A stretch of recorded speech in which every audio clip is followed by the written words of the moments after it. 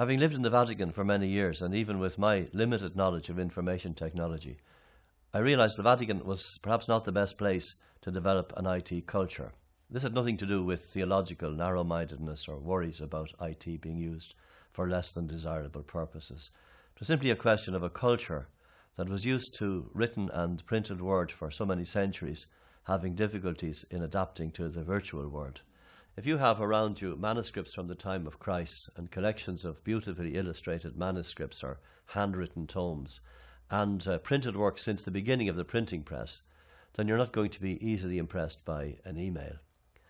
But the curious thing is that the art of manuscripts and the early printing works were revolutionary in their time.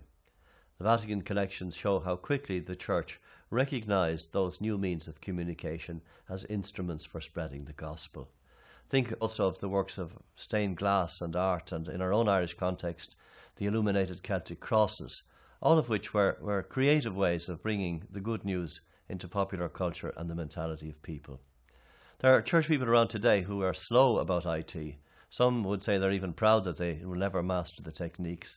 But I think they've nothing to be proud of. Information technology is a true gift from God, mediated through the creative genius of men and women. And not to use it or to refuse to understand it is to reject a gift of God. We should rather embrace the new technologies and the new methods of communication.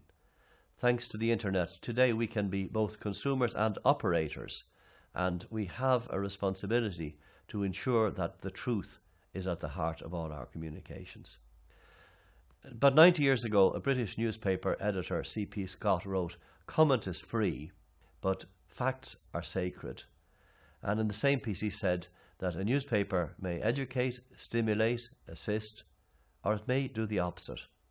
And the same holds true for websites today. As well as promoting the truth in our Catholic publications and websites, we each have a responsibility to learn to determine and to discern which websites among the millions we offer promote truth in their communications. It's a lesson that we should urgently teach our children.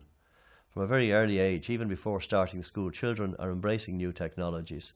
They do so before they've been educated and guided in discerning what is truthful, what is respectful, and in what is dignified in our world. And they do so from millions of sites and hours of information available to them that could also promote the opposite of truth. Jesus said, "You will know the truth, and the truth will set you free." And Pope Benedict XVI urged in his message for World Communications Day that we should ask the Holy Spirit to raise up courageous communicators and authentic witnesses to the truth, faithful to Christ's mandate and enthusiastic for the message of faith.